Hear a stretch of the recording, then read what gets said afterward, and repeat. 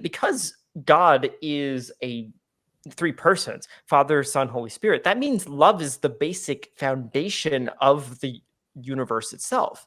And if love is the basic foundation of the universe itself, that means that we, as people who are in God's image, humans, are meant to be loving our brothers and sisters. We literally cannot be human apart from the relationships that we are in conjunction with. All right, take Jesus now.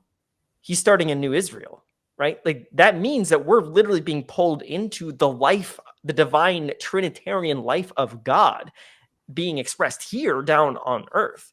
So to me, like that's like the real reason why membership needs to exist in the church is because it's the center of everything that the gospel and Christianity is all about.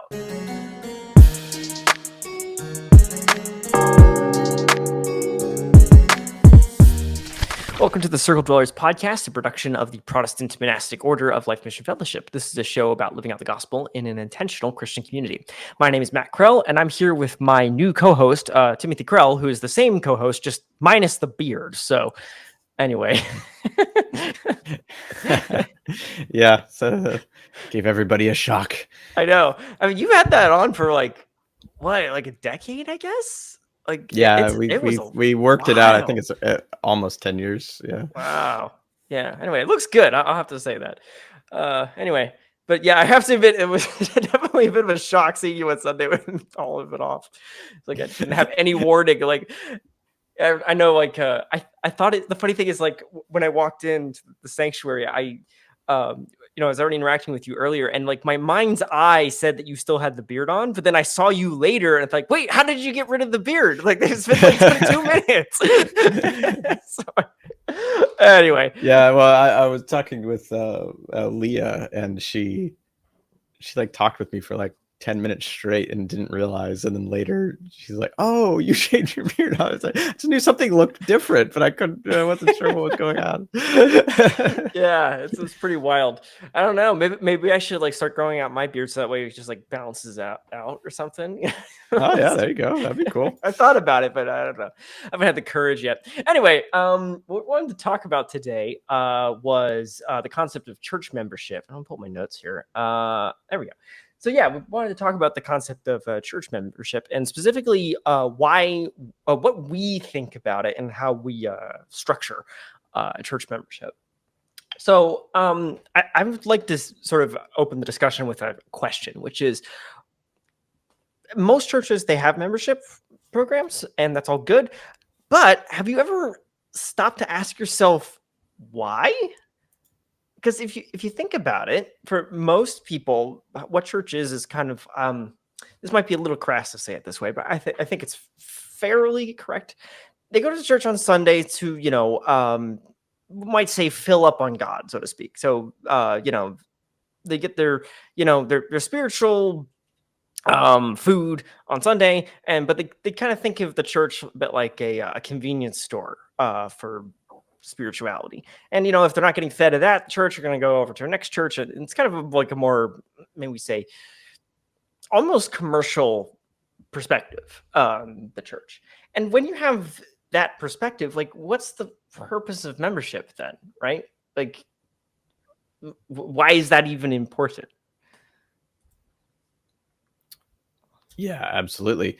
I mean, under that model, I don't think often it doesn't really seem to be that much. If you're, for membership to be important, the church really needs to be something more than just a club. Right. Although even still, like, memberships in clubs, right? In clubs, like, I guess it is interesting that there's often this question about membership in churches where there's so much pushback on it, like that it seems like there's something wrong. And I think it comes with the wanting to get along with everybody and being very inclusive and accepting and everything, which there's nothing wrong with those ideals. They're very Christian ideals. It's just like G.K. Chesterton says, it's not that the world doesn't have virtue, it's that it elevates one of the virtues above all the others, and emphasizes that one at the expense of the other ones, and doesn't keep the highest virtue, love, as the key one. So there's nothing wrong with being inclusive and accepting, but I think that because that's in our culture is almost elevated to like the top of the hierarchy of what matters, then membership seems very uninclusive, because you're saying, oh, there's a set of people who are in, and a set of people who are not in. And how could you say that? That's not very welcoming, Yeah, wasn't Jesus, totally and welcoming? so I think that's why a lot of the membership gets a bad rap, say, and a feeling. But I think it's worth thinking about, like, there's sort of a inconsistent standard there, where it's like every other thing that's even very simple, like being part of a gym, you're fine with a membership kind of model, like that's not very inclusive. Yeah, well, they want to make money and they need to stay open somehow, so you have to have membership for that. If it's economic, that's fine, or it's just something purely secular, like some kind of special club or something. It makes sense to have membership for that kind of stuff. And you don't hear them talk about. They'll talk about whether those is inclusive to new people and it's easy for people to join and stuff like that, which is fine, but they don't like attack the idea of membership entirely. But yet in the church, like you'll hear that thought, like there's something sort of aberrant and totally wrong about membership. Yeah. But if you just like that, I feel like just breaks down immediately if you just start thinking like, well, why don't you have a problem with, the bowling club though, like that. So all that to say, membership is entirely appropriate with the church. We've gone so far that it almost seems inappropriate, but it actually should be even more appropriate with the church, because the church should be so much more than just a bowling club. Exactly. Exactly. Yeah, I mean, like, Israel was called to be a chosen people, and the church is the new Israel, right? If there's hardly any distinction between you and the world, then there's nothing there to even talk about, right? I think once that we were in a discussion about evangelism once that you and I had years ago. No one looks at someone and says, "Oh, wow, you are just like me. Why is that?" Right? No, nobody says that, right? It's always, wait, you're totally different than me. Why is that, right? And difference for difference sake is, I don't, that's not necessarily a good thing, but it does suggest that we as Christians need to be set apart from the world, right? Do not let the world squeeze you into its mold, right? That means you're going to look a lot different. And that means you got to be exclusive. Sorry. And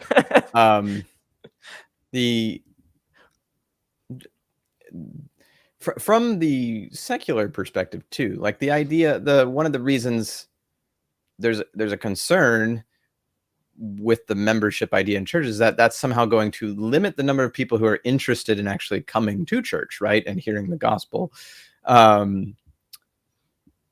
But if you're just from a very mercenary perspective, like in the world, right, which is, I would like the number of people here to go up, right, in whatever club or organization that is. It's generally known and understood psychologically that, having there be some kind of exclusive element actually breeds more interest in joining something, like the fact, like, oh, I can't get in there. Why? Because you're not the VIP in the VIP thing. Oh, that's interesting. I kind of would like to join that. So that now I'm not saying that's not the strategy necessarily that, the church should aim at, But I just don't understand how, like, just from a purely secular perspective, if you just try to make it as easy and simple and just like it almost doesn't mean anything to be a part of the church kind of membership idea, nobody, that's actually that does the opposite of what you're trying for, which, you know, doesn't make it more attractive, you know. Yeah. That's, you know. And there's a reason why, like, the Orthodox and some of the Latin Mass Catholics and such are seeing huge numbers of people coming. Yeah, because it That's not an demands more of easy you. thing. Yeah, it demands more of you, and people want something to be demanded of them. They don't, they know that, you know, their default state is not great, so don't affirm my default state. Call me to something higher, you know. Yeah, exactly. Yeah, and the other interesting thing about this too is the logic of membership in many respects actually comes out of the Christian understanding of the Trinity. And this is, I think, what a lot of people don't really realize, and probably like the core thing. And by the way, we could spend a whole video just talking about this one point here. We're only going to be scratching the surface of the theological side of this. But basically, because God is a three persons, Father, Son, Holy Spirit, that means love is the basic foundation of the universe itself. And if love is the basic foundation of the universe itself, that means that we, as people who are in God's image, humans, are meant to be loving our brothers and sisters. We literally cannot be human apart from the relationships that we are in conjunction with. All right, take Jesus now. He's starting a new Israel, right? Like, that means that we're literally being pulled into the life, the divine Trinitarian life of God being expressed here down on earth. So to me, like, that's like the real reason why membership needs to exist in the church, is because it's the center of everything that the gospel and Christianity is all about. Yeah, absolutely. And if you think about it, if you just think a little bit logically about the nature of just reality in general, you're always separating things. Yeah, right. And you know, and there's a lot of cognitive psychology that emphasizes this, of you're constantly making a value judgment of everything. Right. You're you know, just the one is like, what are you going to look at right now? Like, just literally, like right now I'm looking at the computer screen in front of me, right? There's a part of me that is sort of distracted by something on my desk because it's something I have to get to later, and part of my attention wants to go look at that thing and think about it. But right now I'm trying to, you know, I care more about this podcast and what I'm talking about, hopefully. So you know, there's a part of my willpower that is exercised to say, okay, we'll think about that thing later, and I'm going to think about this thing now. You're making a value judgment. I'm saying this is more important than that. And so you've now carved two categories, right? Something that is appropriate right now and something that isn't. That's all that membership is the same thing. And if you, I think Satan, the forces of darkness, and society at large that is not aligned with the truth and Christianity and the coming kingdom, is very happy for Christians to say, actually, we have no boundaries. There are no borders. There is no something that's in and something that's out. Let's just kind of let everything flow, right? And I think that's a lie that's gotten into the cultural psyche, because the people who perpetrate that lie don't even believe it. There's things that they think should be in and should be out. You know, there's behaviors and different things. If you know, are too countercultural, they will say, yeah, you're not fitting in the culture, right? So they have that idea. The lie about, oh, this is not inclusive and you shouldn't have boundaries and borders around your, you know, who's in your membership and in your church culture, ultimately comes because they want to set what those boundaries are. Yeah. Right? It's not because they actually think there shouldn't be boundaries. They want you to think that, so then you just give up, and then they get to set the boundaries, right? You know, it's like people who say when raising their kids, they're like, okay, I don't want to teach them religion or I have my own worldview and I have something that I think is true, but I'm not going to impose that on them. I'm going to let them find their own way. You know, no, you're not going to let them find their own way. You're going to let, Nickelodeon find the way for them. Like, how much do you trust? Because, and a lot of those people often will say, like, I don't trust corporate America and stuff. And like, yeah, but you trust them to basically inform your child's entire worldview. Because you just said, I'm just a peace out. I'm going to let them figure it out, that's not a thing. They won't figure it out. They will have been indoctrinated by someone else who filled that void that you just left happily open. Exactly. And so I just think it's worth seeing, like, because I totally feel it. Like it feels bad to say, these people are in the members and these people aren't, and you're outside that. Like, not even, you shouldn't. There's a Christian way to do that, and there's a non-Christian way to do that, right? You don't lord it over people. You don't let someone being in an out group mean you can't treat them as a loving child, lovingly as a child of God and all those different things.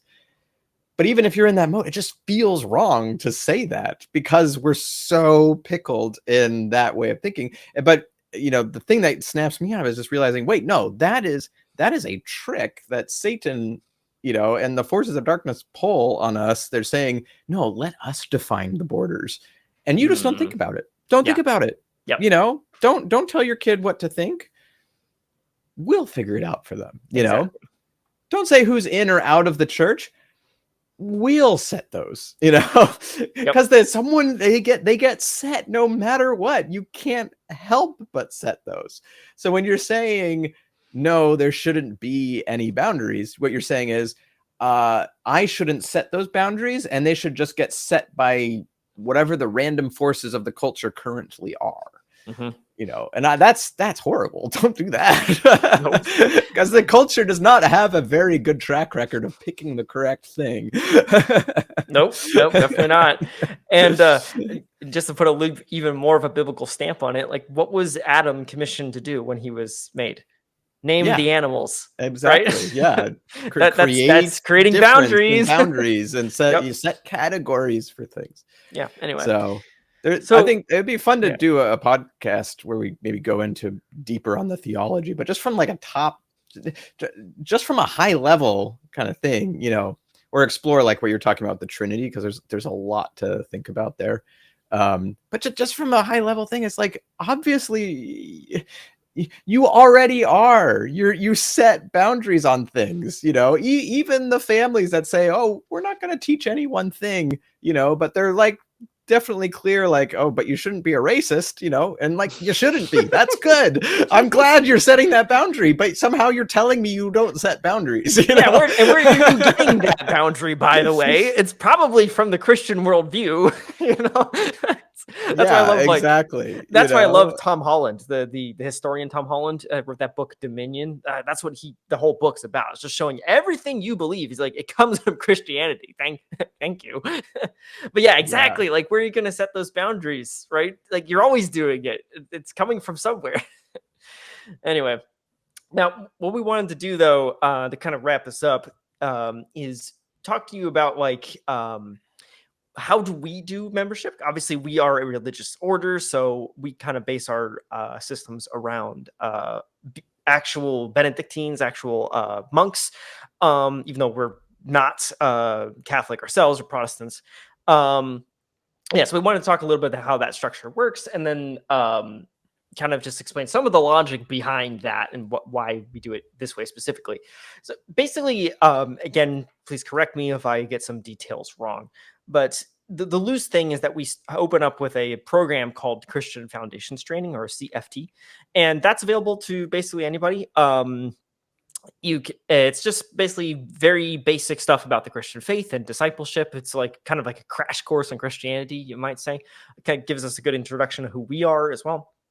And then if you want to actually become a member, what we have is a pre-novice course that explains what the religious life is about and theology and such. And then if you're still interested in continuing on, we have 3 more years of novice training. And there's a lot of life discipleship that you go through. So there's just a lot of like pretty basic monk kind of disciplines like reading, and you're writing lots of essays, you're reading tons of things there. It's pretty intense program. And then after that, that's when we, if you're still interested, that's when we start the initiation process into becoming a full monk. Yeah, and that whole process is to help you know if this is where God is calling you to be, because it's a big deal. It's a big commitment, you know. Yeah. And we definitely think, you know, as we've talked about, you should make that commitment like that to the church. That's what it means to be the church. But also, I don't think you should make it lightly. You should actually, and you should.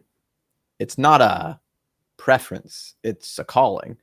Yeah, really. And you know, we recognize that, you know, the Lord is calling you to something specific, and you should know that you're being called to this people and this group. And it's not, and again, you know, the other thing is to really help hammer home that you're not joining an organization, you're joining real people. Yes. And you're not saying yes to Life Mission Fellowship. In this case, you're saying yes to each individual person in Life Mission Fellowship. And so that's, you know, that's much, you know, when I joined my company to work, I wasn't like saying this, you know, yes to every single person working there at the time. They wanted to hire me, I wanted to work for them, and then I was hired. But you know, people have come and gone, things change, because it's more about the work, it's not about the people. But in this case, it's not about the work, it's about the people first and foremost. The work flows out of that. So that's why it's such a long process for us too. And because there's a lot to think about, and to really hear Christ on, and to learn and know these people that you're joining with, and to make sure that you can be in unity with them through the good times and the bad, through the easy and the difficult. Yeah. Yeah, I mean, it's a huge commitment. Sometimes we like to compare it to marriage, but it's, yeah, you're really going to stick it out with people if you join here. Yeah, so we take it quite seriously, and it takes a lot of work and energy. And even the people who grow up here go through that exact same process. So we don't spare anybody. Yeah. Anyway, yeah. One last thought as we close up here is, no man is an island. In order to really learn the Christian life and to really be a disciple of Christ, you have to rub shoulders with your brothers and sisters. It's not possible. You can be very spiritual by yourself on an island, but that's too easy. God really wants you to be loving to actual people, real humans, and that means you're going to poke each other with your porcupine spines a lot. So to me, like, I think that's probably the most valuable and important part of membership, is that that's how you learn to become a Christian. Yeah, most definitely. Anyway, so thanks for listening. If you liked this episode, please leave us a comment, hit the like button. If you're listening to this on Spotify, please give us a 5-star rating. That would be fantastic. Oh yeah, and make sure you subscribe, because we got obviously more coming. We post this every week. And that's it. Yeah, thank you for your attention, everyone. God bless your day and your week.